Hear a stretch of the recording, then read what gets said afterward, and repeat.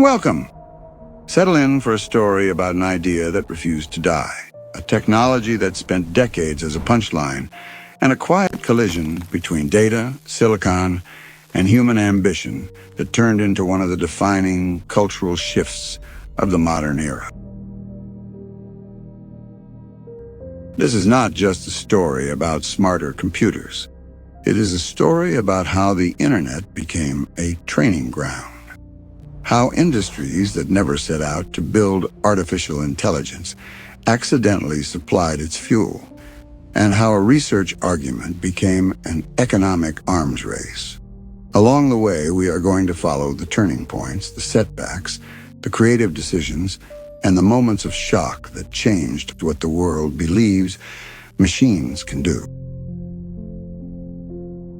If you want more long-form investigations like this, where technology is treated as culture, and culture is treated as infrastructure, take a second to support the work.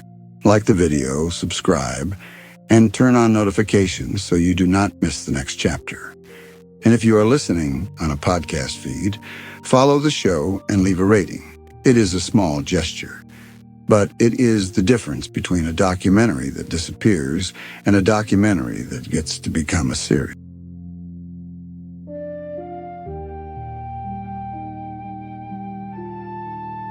Now let's start at the end of winter.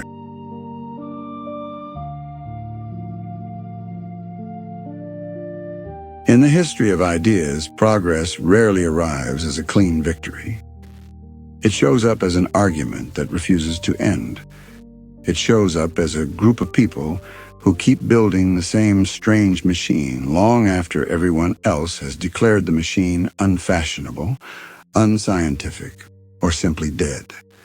And when the machine finally works, the story gets rewritten as if it was always inevitable, as if the winners were always obvious, as if the world was simply waiting for the right moment to catch up. But that is not how it felt inside the decade that changed artificial intelligence. At the start of the 2010s, the public image of AI was a kind of mirage. In movies and marketing, it was sleek and omniscient. In real laboratories, it was limited, brittle, and surprisingly easy to embarrass. A computer could beat you at arithmetic without blinking. It could search a database faster than any human. It could recommend a song based on a purchase history. But show it a photograph and ask a basic question about what it contained, and the confidence evaporated. The machine did not see. It did not understand. It guessed, often badly, and it guessed according to rules a human had written in advance. For years, the dominant craft of machine learning was the craft of translation. Not translation between languages, but translation between reality and mathematics. If you wanted a system to recognize a car, you did not give it a million street scenes and ask it to learn. You sat down like a careful bureaucrat and tried to define the essence of a car in code. You described edges. You described corners. You described textures. You described shapes that might correspond to wheels, windows, or body panels. Then you fed those measurements into a classifier that made a decision based on the numbers you had chosen to measure.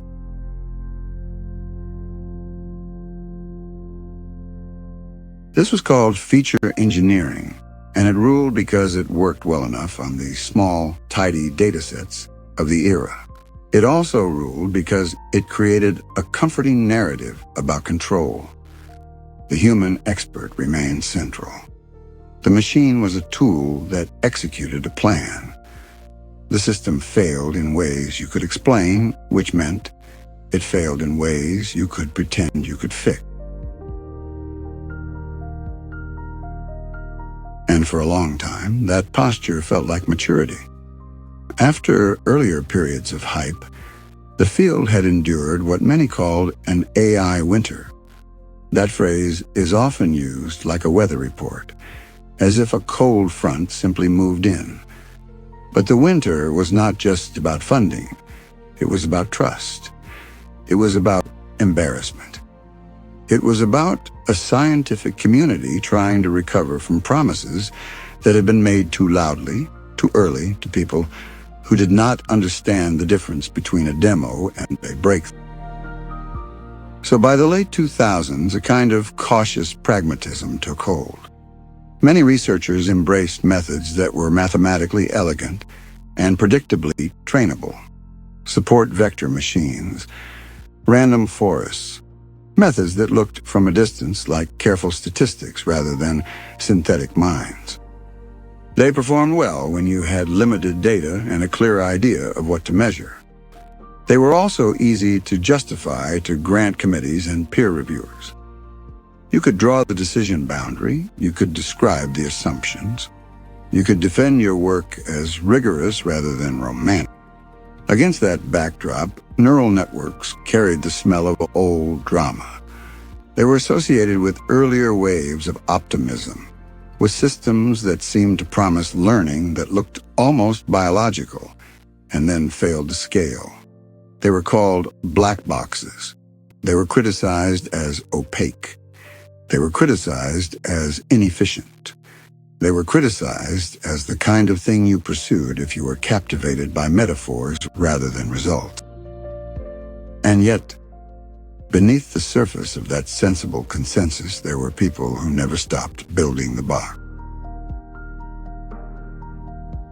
They were sometimes called connectionists, a label that sounds like a philosophy club until you realize it was a career marker. It meant you believed intelligence could emerge from layers of simple units, that cognition was not best captured by explicit rules, but by learned representations. It meant you were willing to accept messiness in exchange for the possibility of something more general. It meant you were working inside an argument that had never truly been settled, only postponed.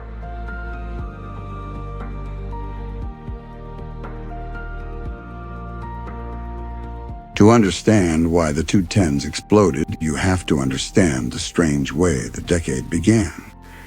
It began not with a single dramatic paper, not with a public revelation, but with a convergence of forces that were not designed to meet. A flood of data created by people who were not trying to train machines, a revolution in hardware driven by gamers and graphics, and a set of algorithms refined by researchers who were stubborn enough to keep iterating on ideas that many considered relics.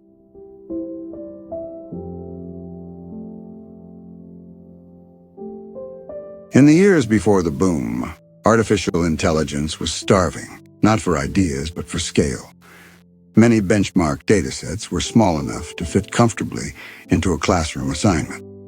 One of the most famous, a collection of handwritten digits, was invaluable as a training ground, but it was also a world with the complexity sanded down.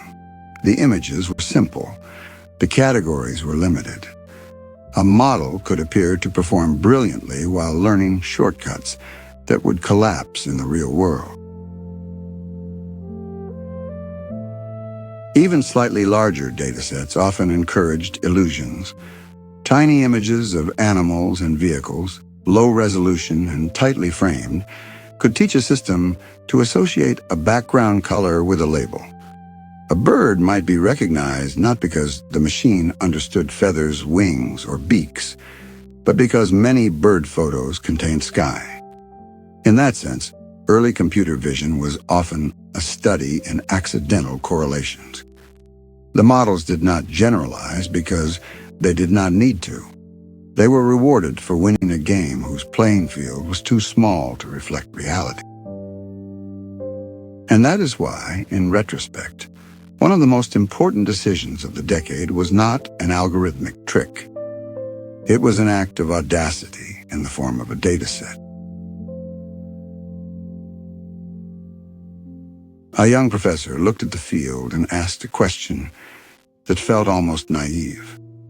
What if the problem was not that our models were too weak, but that our training worlds were too impoverished? What if the reason machines could not see was that we had never fed them enough of the world to learn what seeing required. The idea behind this dataset was almost embarrassingly literal.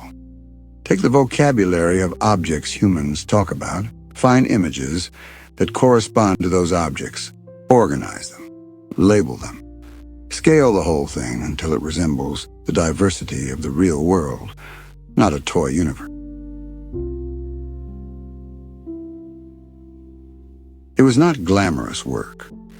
In the culture of academic prestige, it was the kind of labor that could be dismissed as mere collection, as if gathering fuel was less noble than designing engines. Critics called it stamp collecting, and they did not mean it kindly. To some reviewers, it looked like an attempt to win by brute force, by overwhelming the field with volume rather than insight. In a research environment that prized elegance, the idea of building a massive labeled image repository sounded like a construction project, not a scientific contribution. But there was a sharper edge to the skepticism. The dataset threatened a hierarchy. Feature engineering was not just a method. It was a professional identity. It was a way for experts to claim authority over the machine. If a dataset could enable systems to learn their own features, then a large part of the field's craft would be displaced. The bottleneck would shift from writing rules to curating data. The locus of power would move. The logistical barrier was enormous. Hiring students to label images by hand made the scale feel absurd. At that pace, the project stretched toward a human lifetime. The dataset was the kind of dream that collapses when it meets a spreadsheet.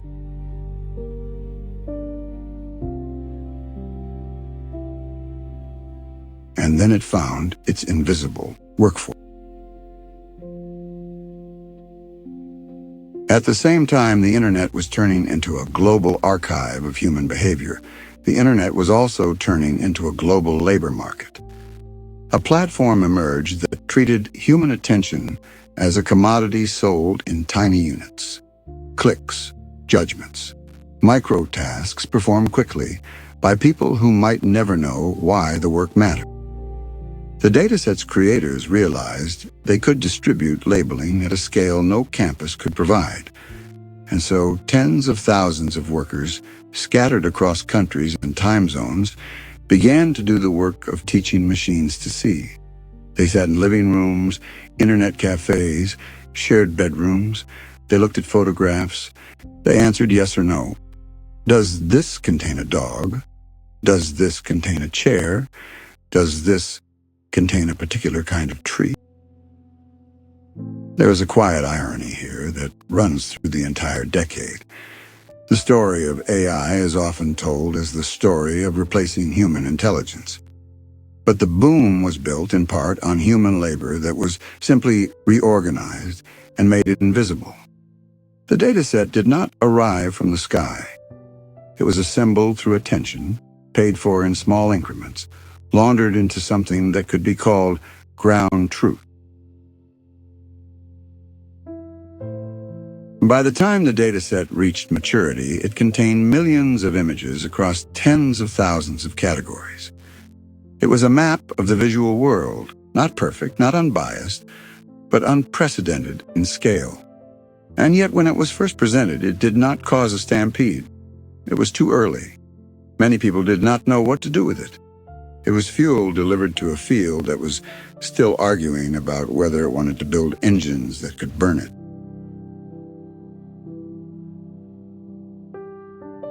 During these same years, another revolution was happening in parallel, and it was happening for reasons that had nothing to do with artificial intelligence.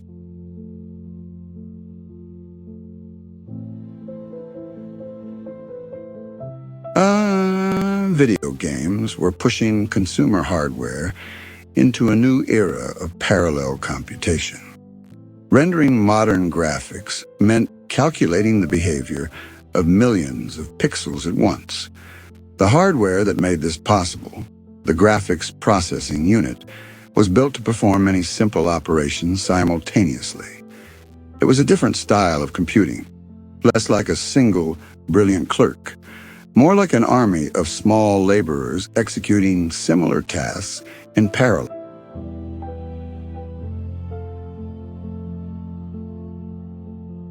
In the 2000s, and some engineers began to realize that this parallel architecture could be useful beyond graphics. They created software platforms that allowed programmers to use GPUs for general-purpose computation.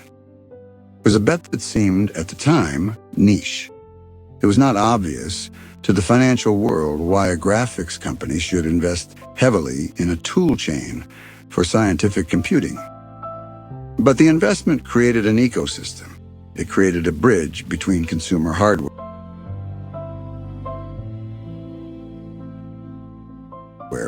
and high-end computation. Now consider what training a neural network actually is at its core. It is repeated matrix multiplication. It is the accumulation of many small updates across many parameters. It is exactly the kind of workload that thrives when you can do thousands of similar operations simultaneously. The connectionists had been building their black boxes for years, but they were often trapped by the limits of available computation. Training deep models could be painfully slow. It could be unstable. It could fail without clear explanation. Hardware made those failures feel like proof that the approach was flawed. But when the GPU became available as a learning engine, the economics of experimentation changed. What was previously too slow to iterate on became something you could refine. What was previously too expensive to test at scale became feasible for a small team with the right knowledge and the right hardware. And that brings us to the end of the winter, not as a sudden thaw, but as a series of small cracks. In laboratories that did not dominate mainstream narratives, researchers were already demonstrating that deep models could outperform traditional methods in competitive settings. They trained networks with multiple hidden layers, pushing beyond shallow architectures. They competed in pattern recognition challenges and began winning. These victories did not instantly reshape the field, but they mattered because they provided a signal that the approach was not merely nostalgic. It could win. Still, at the start of the decade, the field remained divided. The split was not simply technical, it was cultural. On one side were those who believed intelligence should be explainable, structured, explicitly encoded. They saw the mind as a logical machine, a set of rules that could, in principle, be written down. On the other side were those who believed intelligence could emerge from learning, from adaptation, from layered representations that were hard to interpret, but powerful in their result. If you want to understand the emotional tension of the early 2010s, imagine being a young researcher choosing a thesis topic. Choosing deep learning was not simply choosing a method. It was choosing a reputation. It was choosing whether senior colleagues would treat you as serious or as someone chasing a dream. And then in 2012, the argument ended, not with a rhetorical concession, but with a scoreboard. For years, the visual recognition challenge built around the large dataset had been a proving ground for computer vision. Teams competed to classify images into 1,000 categories. Progress had been slow and incremental. Error rates were high. Traditional pipelines using carefully engineered features dominated the leaderboards. A few percentage points of improvement were celebrated because they were hard-won. Then a small team entered a model that looked, to many, like an absurd escalation. a deep convolutional neural network, massive by the standards of the day, with tens of millions of parameters. It was trained not on a CPU, not patiently over months, but using GPUs. The model did not just win. It created a gap that felt impossible to ignore. In a competitive science, a single point can shift reputations. A double-digit jump changes the direction of the field. Suddenly, the old pipeline looked like a historical artifact. The neural network looked like the future. The boom created new capabilities, but it also created new responsibilities. And the decade was not always honest about that. But there is a deeper point here, and it is a point that would echo through the rest of the decade. The victory demonstrated that learning systems could outperform handcrafted systems when given enough data and enough compute. It suggested that human intuition, poured into feature engineering, was not always the most efficient path to performance. It suggested that scale could beat cleverness. There is a phrase that later became associated with this idea, a kind of grim proverb about progress in AI. The bitter lesson is that general methods that leverage computation tend to win over methods that rely on human knowledge. It is bitter because it diminishes a certain kind of intellectual pride.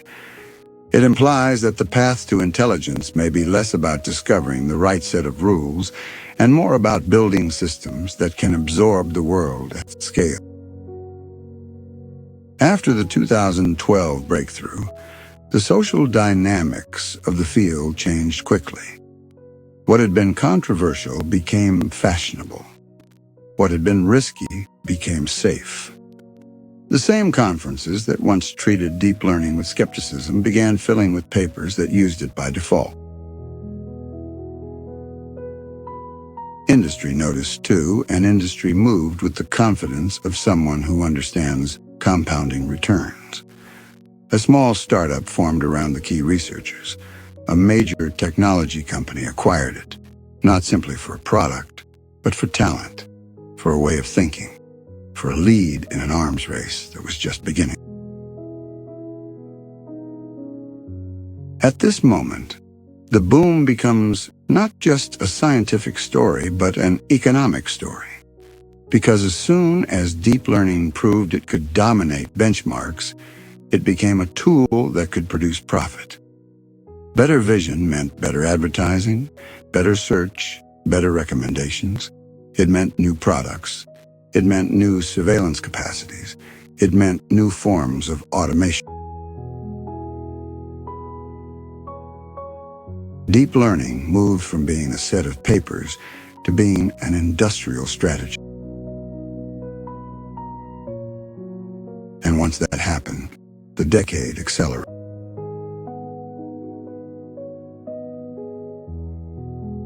The early victories were most visible in perception, in the machine's ability to label images and recognize speech. Those capabilities are not abstract. They touch everyday life. They shape what devices can do, what platforms can moderate, what data can be extracted from the world.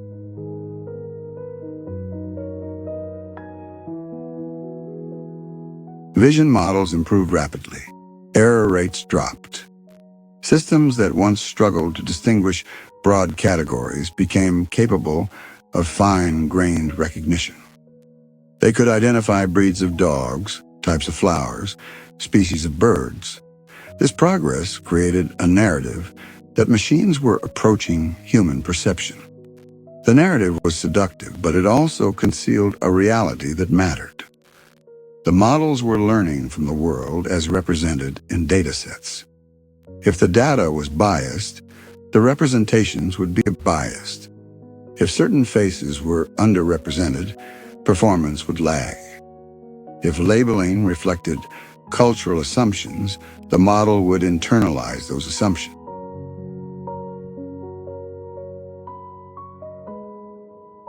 While the world fixated on machines learning to see, Another kind of intelligence was being built in a different corner. Not perception, but action. Not classification, but decision-making. A small startup emerged with a grand ambition, one that bordered on myth-making. The goal was not to build a system that could recognize objects. The goal was to build a system that could learn to solve tasks, to plan, to behave. In other words, to build something closer to what people intuitively mean when they say intelligence.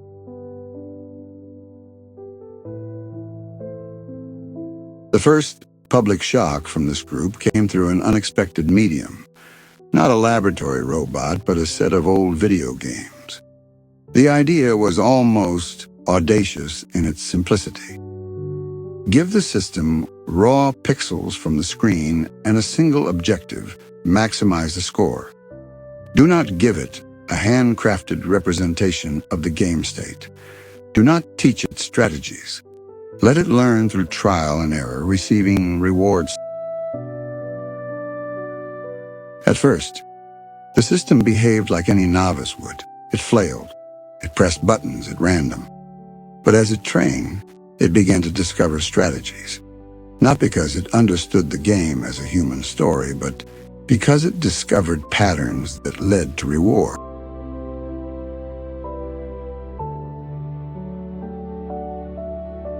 One of the most famous moments from this era is a system learning to play a game where you bounce a ball against bricks. A human player might simply aim for survival, hitting bricks in a straightforward way. The system discovered that carving a tunnel along the edge, allowing the ball to ricochet behind the wall, was an efficient strategy. It was not taught. It emerged from optimization. In that moment, many people felt a new kind of unease. It was one thing for a machine to classify an image. It was another thing for a machine to develop tactics that felt clever, tactics that looked like intention. The system had not become conscious, but it had become effective in a way that resembled ingenuity. This was deep reinforcement learning, a marriage between deep networks and the logic of reward. And it pointed towards something larger. If you could define goals and if you could provide environments, then perhaps you could train agents to do far more than play games. Perhaps you could train them to allocate resources, to control machines, to negotiate complex spaces.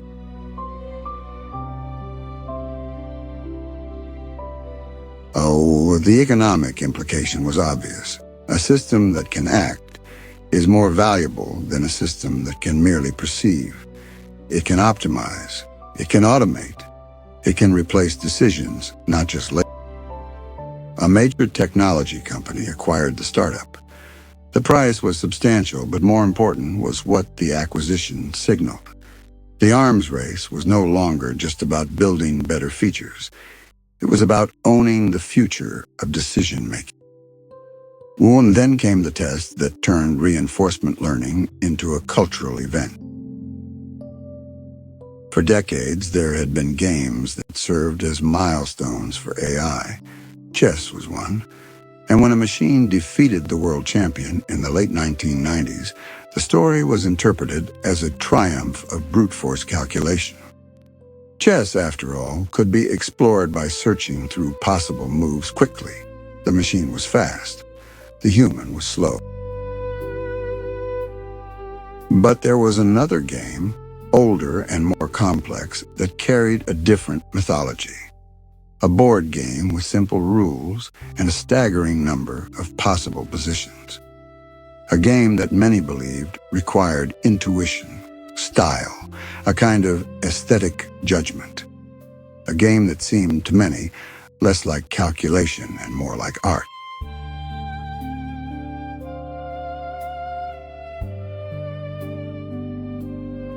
When a machine challenged one of the greatest players of the modern era, the match became more than a technical demonstration. It became a story about what it means to be human.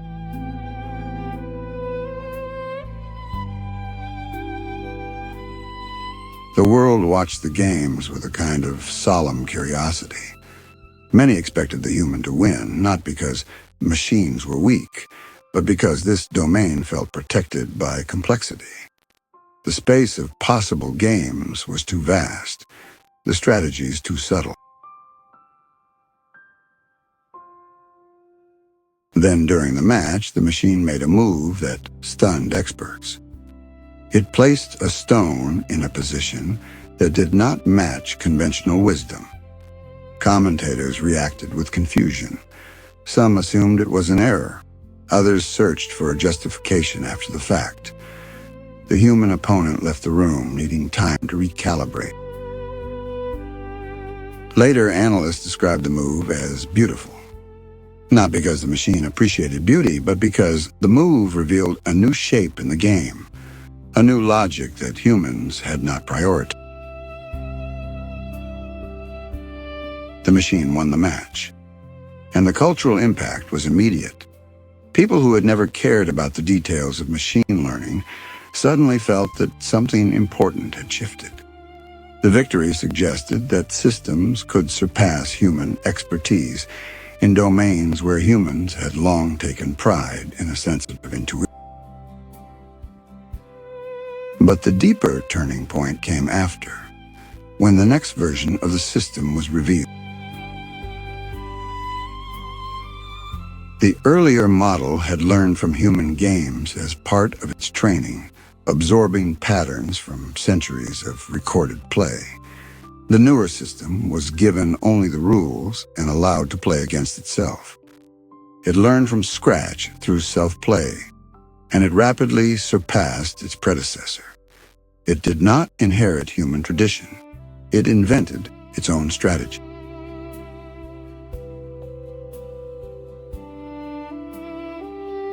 This was, in its own way, a symbolic moment. The machine did not just imitate human expertise. It generated something independent of it.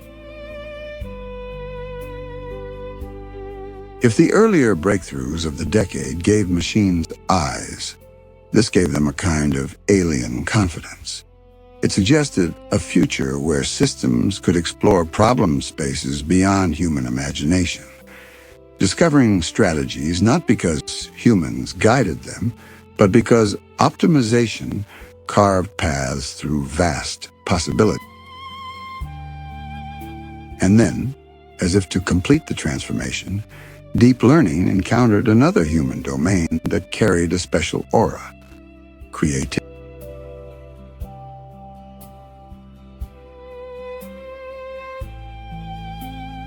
For much of the decade, deep models excelled at recognition. They classified. They predicted. They mapped inputs to outputs. But creativity is not merely mapping, it is generating. It is producing something that did not exist before.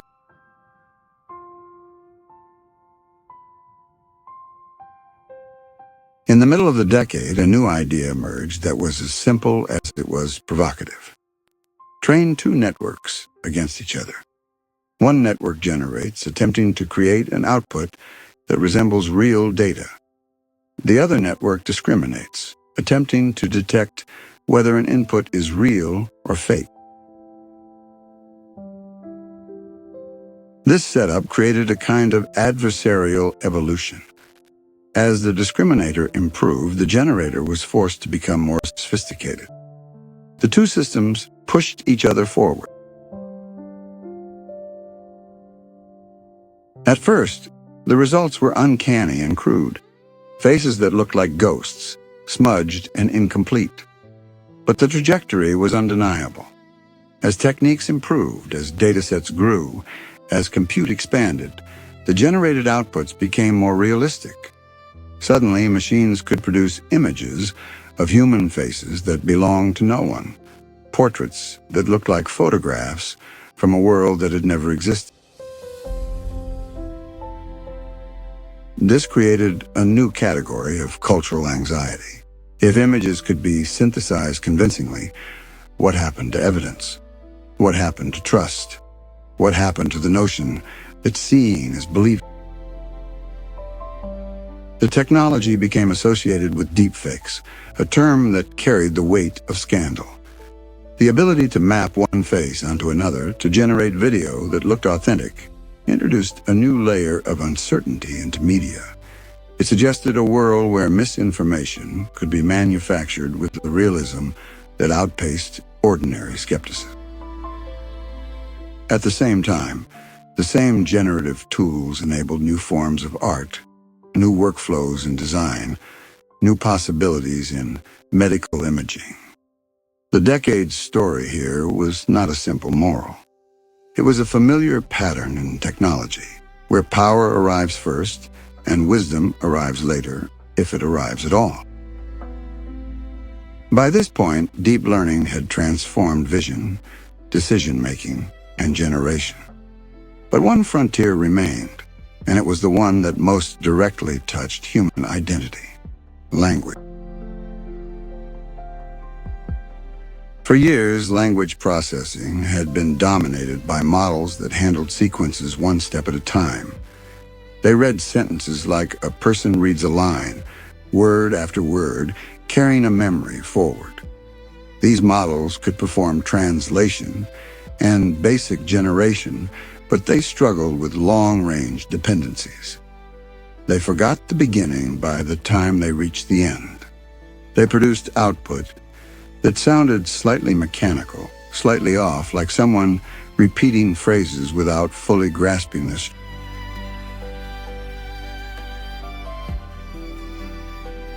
Then, late in the decade, a new architecture arrived with a title that sounded almost arrogant: Attention is all you need.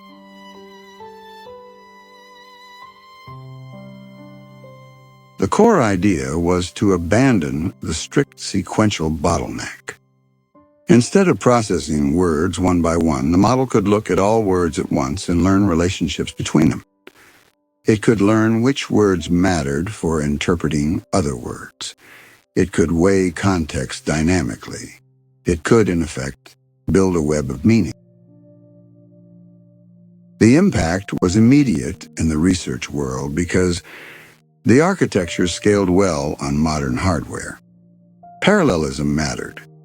GPUs could process the attention computations efficiently. Suddenly, training large language models became not only possible, but fruitful. This shift created a foundation for models that would define the next era. Systems trained on massive corpora could learn patterns of language that allowed them to answer questions, summarize, translate, and generate text in a way that felt, to many, startlingly fluent. This is where the decade's narrative begins to blur into the present. Because once you have a scalable architecture for language, you have a new kind of interface to computation. You have systems that can produce human-like text. One of the late-decade milestones was a model trained to understand language by looking at context in both directions, not just predicting the next word, but learning a richer representation of meaning. This improved search, improved comprehension, improved many downstream tasks. It also signaled a shift in what language models were for. They were not merely translation engines. They were general-purpose representation learners. Then another model arrived that pushed the public conversation into a new register. A large generative model trained on a curated slice of the internet. It produced paragraphs that held together. It mimicked styles. It could generate essays that sounded coherent.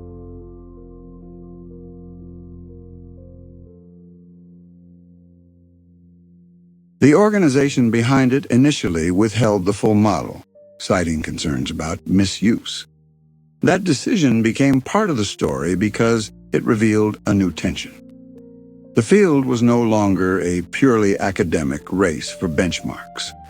It was a race to release, to monetize, to control narratives, to shape policy. When a model is powerful enough to generate persuasive text, it becomes relevant to politics, to scams, to propaganda, to education, to labor.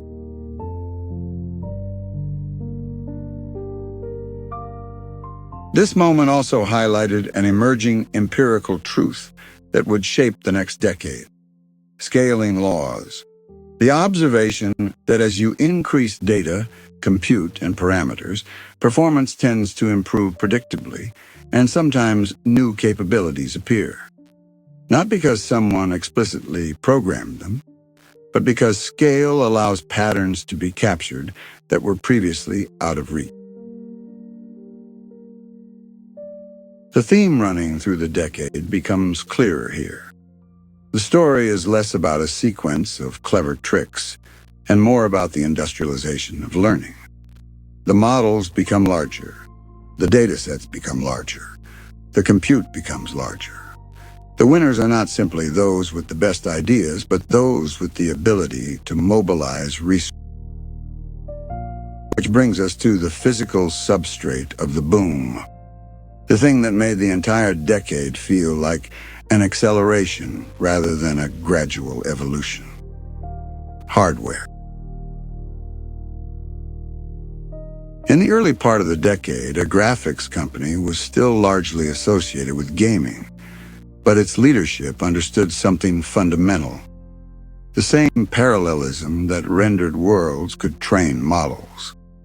The company had invested heavily in a programming platform that allowed developers to treat GPUs as general compute devices. What looked like an eccentric bet became the backbone of deep learning's rise. After the landmark vision breakthrough, the industry's demand for GPUs surged.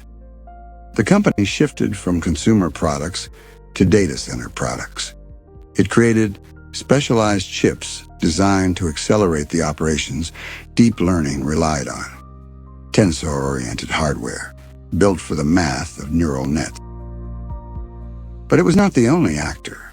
Other giants realized that if compute was the bottleneck, then controlling compute was strategic.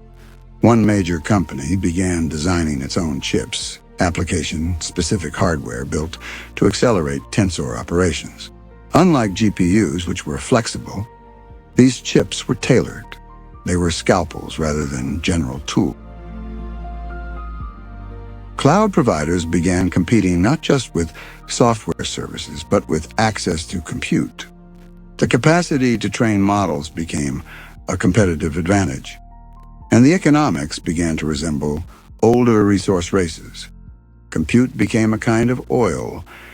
Data centers became refineries. Electricity and cooling became constraints that shaped what was possible.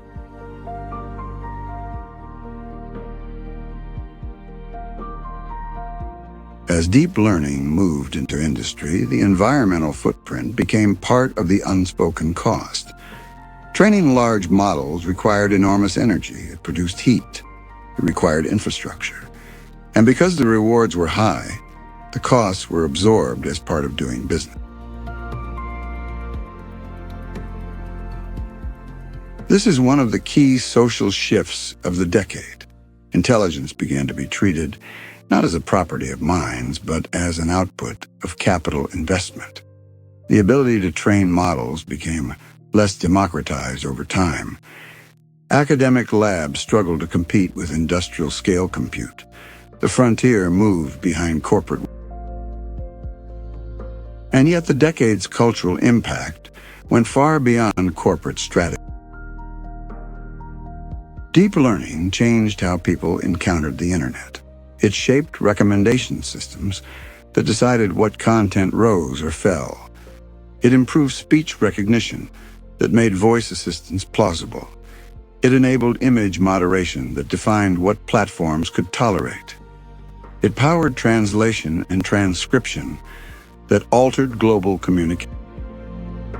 It also changed what people imagined when they imagined the future.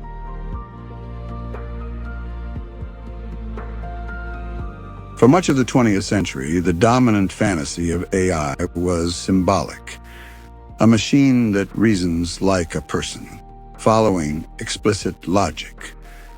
The 2010s replaced that fantasy with a different one, a machine that learns like an organism, absorbing patterns from data, producing outputs that resemble perception and language. The machine is not a thinker in the old sense.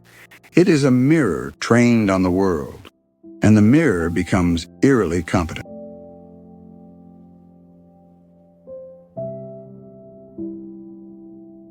This shift had symbolic weight. The decade forced a reconsideration of what intelligence is. If a model can recognize objects, beat champions, generate faces, and write coherent text, what does that imply about the boundary between human and machine capabilities? It does not imply consciousness. It does not imply understanding in the rich, subjective sense. But it does imply that many tasks we associated with intelligence can be performed through optimization and scale. That realization is both empowering and unsettling. Empowering because it unlocks tools that can assist, automate, and augment. Unsettling because it suggests that what we thought was uniquely human may be, in some contexts, a matter of statistical pattern and computation. The decade also exposed how much of modern life was already structured for machine learning without anyone intending it. Social networks encourage people to label, tag, and categorize. Cameras captured endless images. People wrote and uploaded text. Platforms captured clicks, watch time, engagement signals. The world became a training set because the world became quantifiable.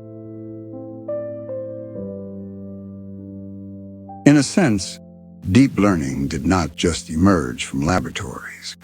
It emerged from a new relationship between people and platforms. The internet created the raw material.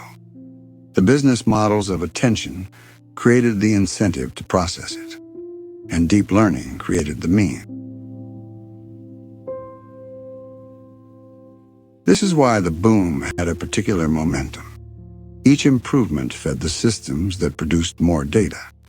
Better recommendation increased engagement. More engagement produced more behavioral data. More data improved models. Improved models improved products. The loop was self-reinforcing. But the decade's story is also a story of setbacks and vulnerabilities, and those are just as revealing as the triumphs.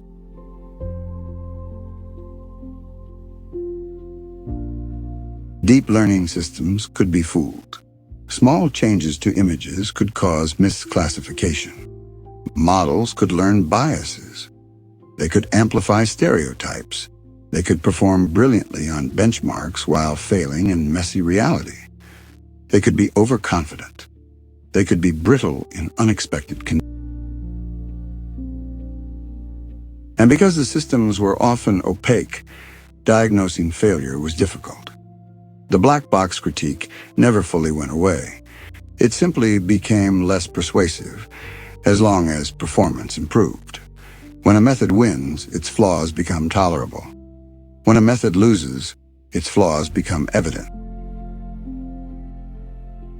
The decade also raised questions about labor. The same invisible workers who labeled images were joined by other forms of hidden labor: content moderators, annotators, people cleaning data, filtering outputs, rating responses. The narrative of automated intelligence often concealed a human scaffolding that made the systems usable. There is a symbolic symmetry here. The dream of building intelligence from simple units became, in practice, an industrial system built from many kinds of human effort, distributed and often unacknowledged. The models learned from the world, but the world was curated by people. By the end of the decade, the shape of the future had changed.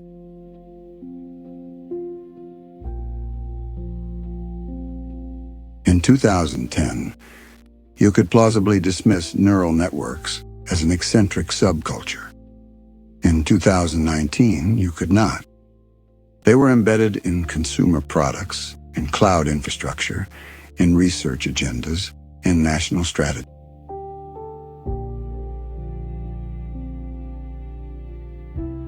And more than that, the decade ended with a sense of being on a threshold.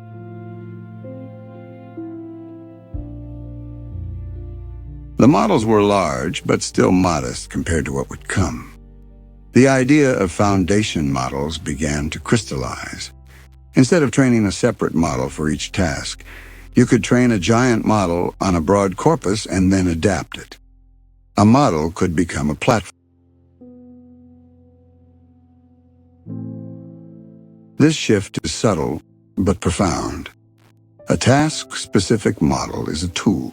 A foundation model is an ecosystem. It invites applications. It attracts investment. It concentrates power. As midnight approached on the last day of the decade, the narrative could have ended with triumph. Machines could see. Machines could play. Machines could generate. Machines could speak. But an investigative view of the story does not end with applause. It ends with questions. Who controls the compute required to build the next generation? Who owns the data that trains these systems, especially when that data is scraped from human expression? Who bears the environmental cost? Who is displaced by automation? And who benefits? How does trust survive in a world where media can be synthesized convincingly? How does education adapt when text can be generated on demand? How do political systems respond when persuasion can be automated? The decade did not answer these questions, it created them.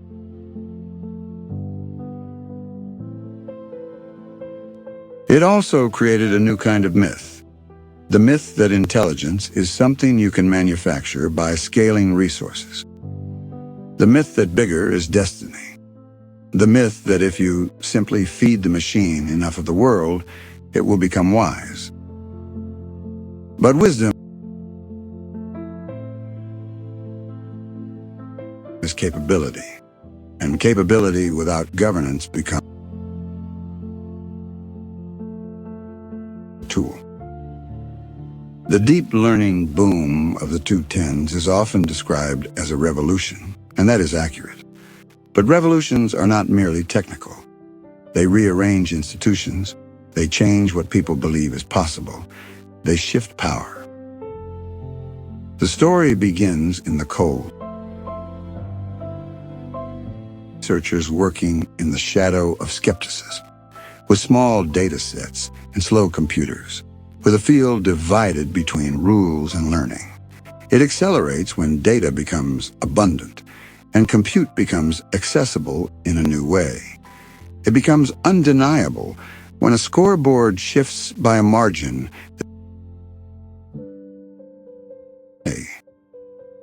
And then it spreads outward from vision to action, to generation to language, until it reshapes the texture of daily life.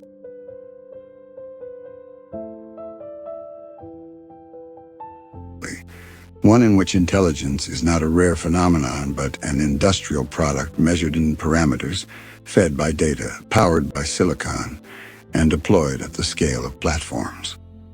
The ghost in the machine becomes less like a metaphor and more like an infrastructure.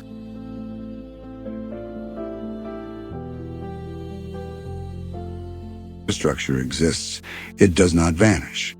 It becomes the ground on which the next decade is built. If you want the full story of what came next, you have to follow the same forces that shaped the boom, but amplified.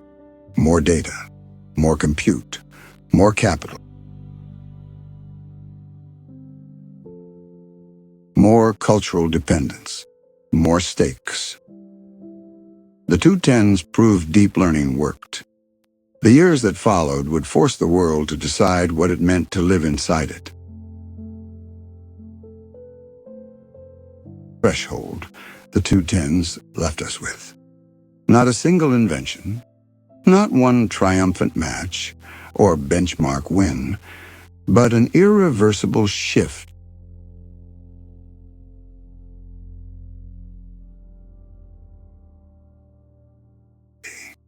Machines that once stumbled over simple perception learned to see. Systems that once followed brittle rules learned to optimize.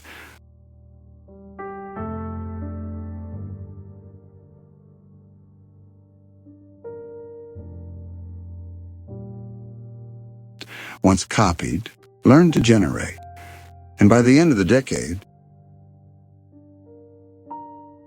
self stopped being a hard boundary and became another medium that could be learned and industrialized. The deep learning boom was not just a science, it was a change in how power is built. Data became a resource, compute became a weapon, and the ability to train models became, in practice, a form of geopolitical and economic leverage. The story is still